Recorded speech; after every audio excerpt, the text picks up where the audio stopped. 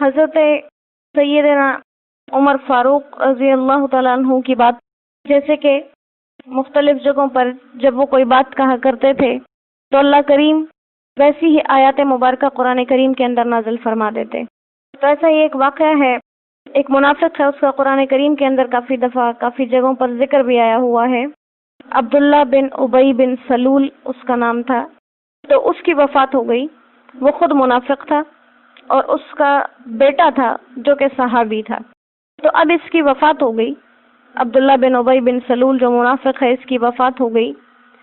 تو اس کا بیٹا جس کا عبداللہ نام تھا، وہ آپ صلی اللہ علیہ وآلہ وسلم کے پاس آیا اور آپ سے آپ کی قمیص مبارک مانگی کہ میں اس میں اپنے والد کو کفن دوں۔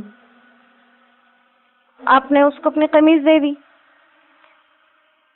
کیونکہ بیٹے صحابی تھے، آپ نے صحابی کی دلجوئی کے لیے وہ دے دیا۔ اور دوسرا، جب آپ صلی اللہ علیہ وآلہ وسلم کے چچا نے اسلام قبول کیا تو اس سے پہلے وہ ایک جنگ میں قیدی بنا کر لائے گئے۔ ان کے جسم پر کرتا نہیں تھا اور وہ دراز قد تھے، انہیں کسی کا کرتا پورا بھی نہیں آ رہا تھا، تو اسی منافق شخص نے اپنا کرتا ان کو دے دیا تھا۔ تو آپ نے اس احسان کا بدلہ بھی اتارا۔ تو پھر انہوں نے کہا کہ آپ میرے والد کی جنازہ بھی پڑھا دیجئے۔ آپ صلی اللہ علیہ وآلہ وسلم جنازہ پڑھانے کے لیے کھڑے ہوئے۔ جب جانے لگے تو حضرت عمر ابن خطاب رضی اللہ تعالیٰ عنہ نے آپ کو آپ کی قمیص مبارک سے پکڑا اور آپ سے کہا کہ یا رسول اللہ، کیا آپ اس کی جنازہ پڑھیں گے، جبکہ اللہ سبحانہ و تعالی آپ کو منع کر چکے ہیں کہ ان کی جنازہ پڑھیں؟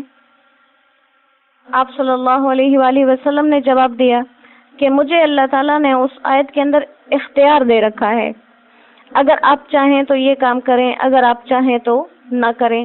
قرآن کریم کی آیت ہے استغفر لہم او لا تستغفر لہم ان تستغفر لہم 70 مرہ، کہ اگر آپ ان کے لیے استغفار کریں یا نہ کریں، اگر آپ 70 دفعہ بھی استغفار کریں گے تو اللہ ان کو بخشے گا نہیں۔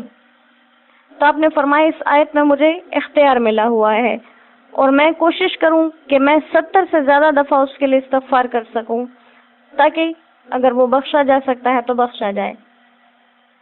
تو حضرت عمر ابن خطاب رضی اللہ تعالیٰ عنہ نے پھر بھی آپ سے کہا کہ یا رسول اللہ، وہ منافق ہے، لیکن آپ نے ان کے بیٹے کی وجہ سے ان کی جنازہ پڑھانا شروع کر دی۔ اس کے بعد اللہ تعالیٰ نے واضح الفاظ میں قرآن کریم کی آیت نازل کر دی، پہلے اختیار کے ساتھ تھی، پھر واضح۔ اللہ سبحانہ و تعالیٰ نے فرمایا وَلَا تُصَلِّ عَلَىٰ أَحَدٍ مِّنْهُمْ مَاتَ أَبَدًا وَلَا تَقُمْ عَلَىٰ قَبْرِهِ۔ آپ دونوں کام نہیں کر سکتے۔ آج کے بعد اگر کوئی منافق مر جائے، آپ ان میں سے کسی ایک کی جنازہ بھی نہیں پڑھ سکتے اور آپ ان میں سے کسی کے قبر پر اس کے لیے دعائیں مغفرت بھی نہیں مانگ سکتے۔ تو ایسے وہ لوگ تھے کہ جن کے کہنے سے اور جن کی سوچوں سے اللہ سبحانہ و تعالیٰ کو اتنی محبت تھی کہ ان کی کہی ہوئی باتیں اور اللہ ان کی کہی ہوئی سوچوں کو نہیں ٹالتے تھے۔ اور آپ صلی اللہ علیہ وآلہ وسلم ہمیشہ حضرت عمر ابن خطاب رضی اللہ تعالیٰ عنہ کے بارے میں فرماتے کہ اللہ تعالیٰ عمر کی زبان پر حق کو جاری فرماتے ہیں۔ تو یہ وہ حق تھے، اور وجہ یہی تھی جب حضرت عمر ابن خطاب نے اسلام قبول نہیں کیا تو ان کی بات کی تائید میں قرآن کی کوئی آیت نہیں نازل ہوئی۔ یہ تائید اور یہ آیات تب نازل ہوئی جب ایمان کی دولت سے اللہ تعالیٰ نے نوازا۔